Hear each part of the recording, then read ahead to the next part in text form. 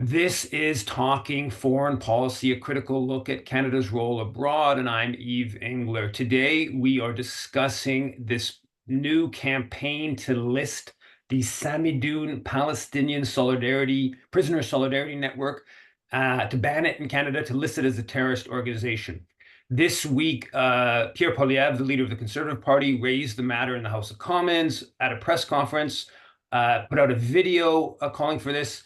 It was on the front page of Wednesday and Thursday's National Post.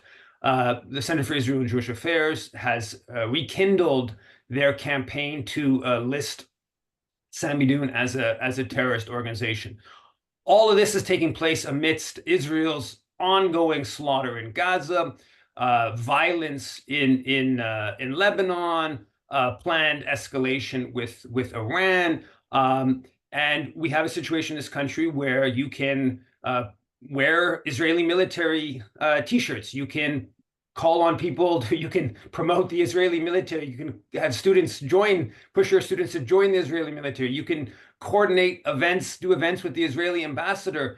Obviously, a state that's involved in massive terror campaign in Gaza and elsewhere in the region.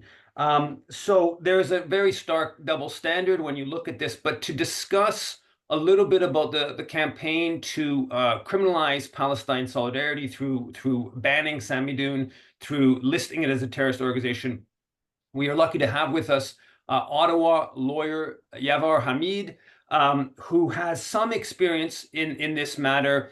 First of all, thanks for coming on Talking Foreign Policy. And can you just give us a little bit of your sense of this campaign targeting Samidoun, and a bit about how the terrorist list functions and how it criminalizes those who might have associations with groups on the terrorist list, etc.? Sure. Thanks for having me on, Eve. So I guess to begin with, the listing of terrorist entities is something that started post 9/11. Like, as some of your viewers will know, prior to 9/11, we didn't have an offense under the criminal code of terrorism. So there are sort of two streams of charging a person or organization with terrorism. One of them is to look at the acts committed, and that goes through an adversarial process, which we know under our criminal code. It's a burden on the Crown to establish proof beyond a reasonable doubt, and it's a very specialized kind of crime, terrorism.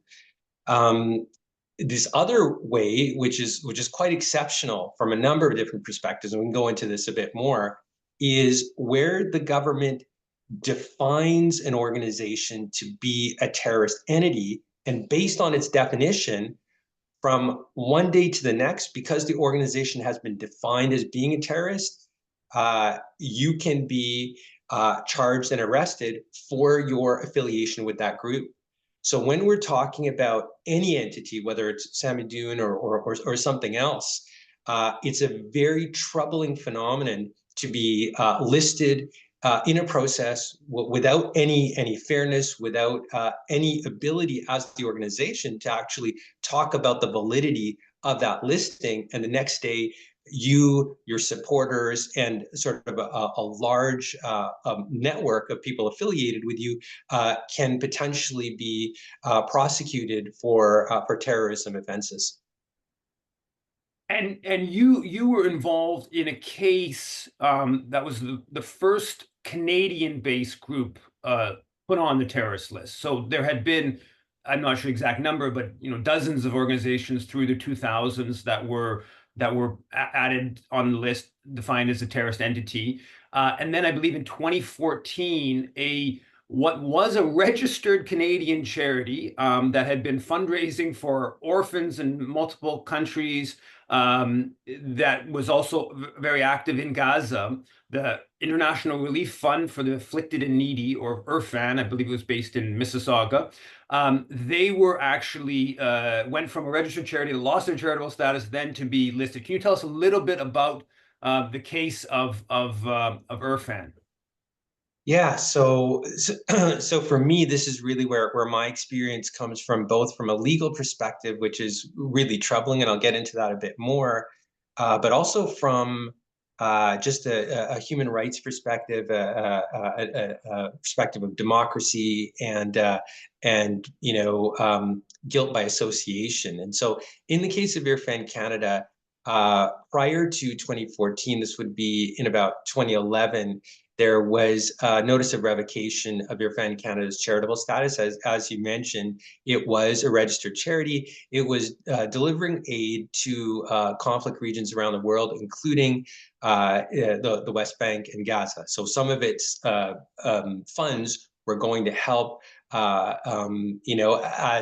other organizations, USAID, other huge NGOs, assist in that region. So too was Irfan Canada.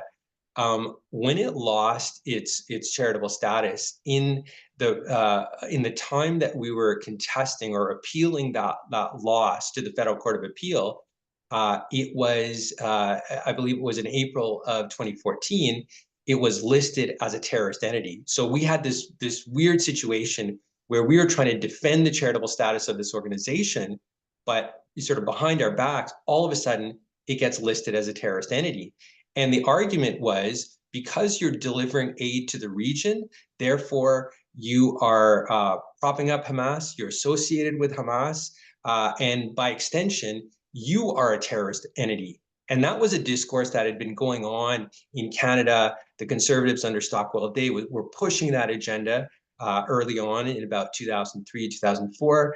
So there was a lot of agitation for adding Irfan Canada to that list. But the difficulty that we had in the Court of Appeal is, how could we conceivably win this argument of re-registering this organization when it was already deemed a terrorist entity?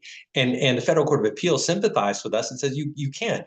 You first have to go to the delisting process. Now, the thing that I want to say about the delisting process is, under the Criminal Code of Canada, first of all, you can ask the minister, please delist us. The minister has to, within 60 days, provide a response. But if it says no, you're not delisted, then your recourse is to go to court to fight it. Now, the difficulty is, and this is the sheer ludicrous nature of this provision, is that once you're listed, it becomes a criminal offense to materially support, fund, or in any way benefit the organization.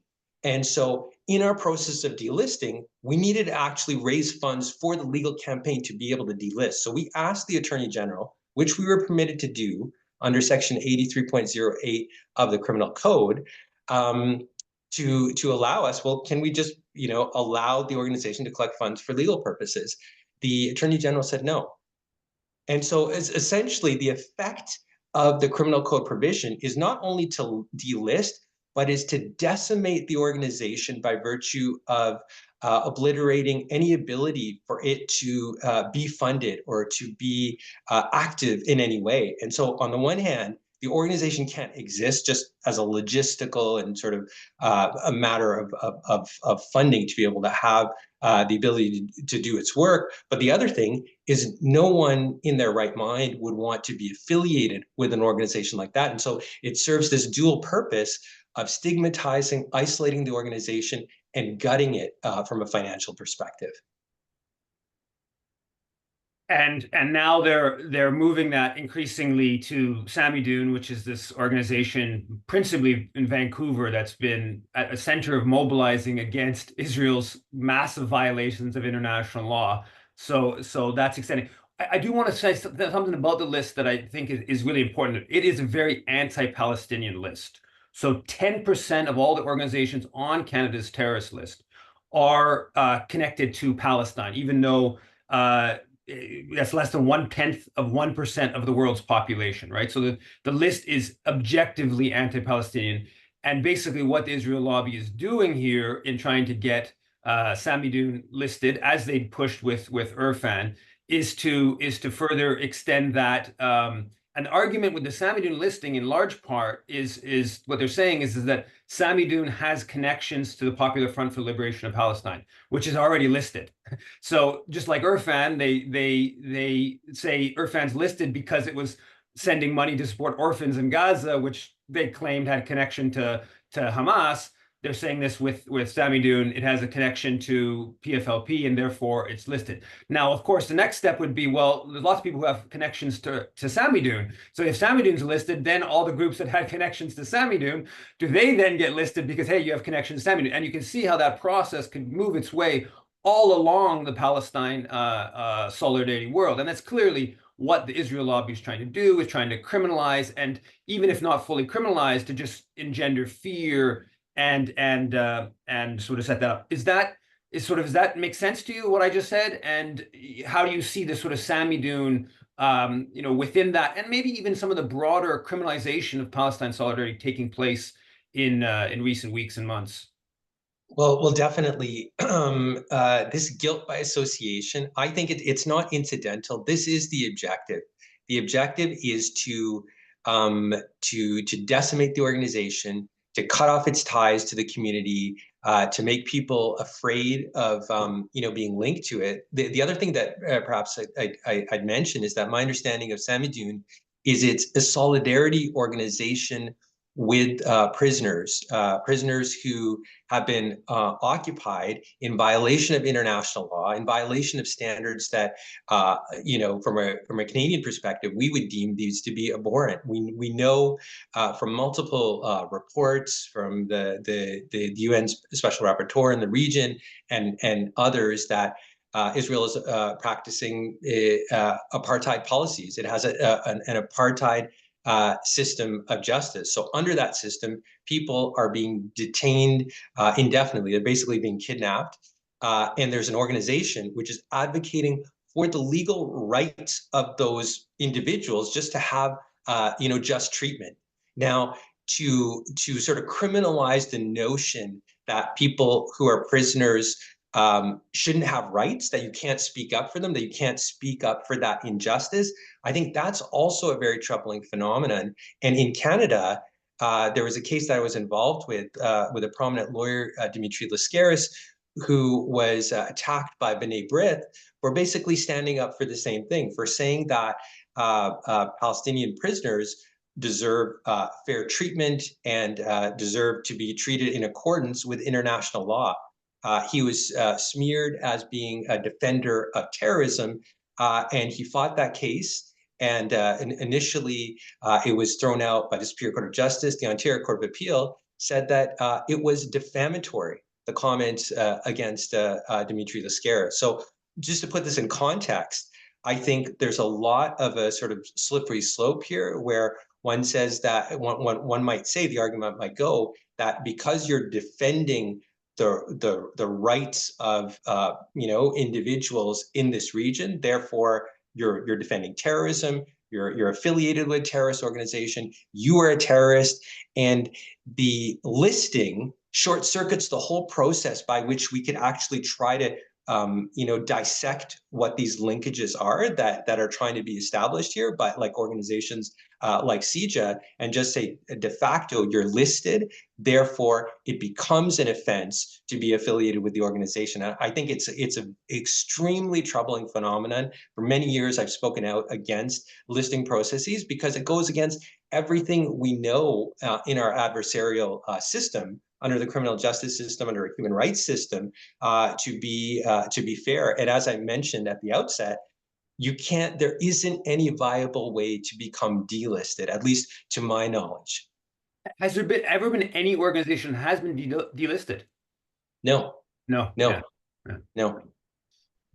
So we have a situation where Israel is committing a genocide, committing endless war crimes, and the proponents of Israel's genocidal policies are on the offensive, trying to criminalize those who are opposing these horrors that Israel's committing.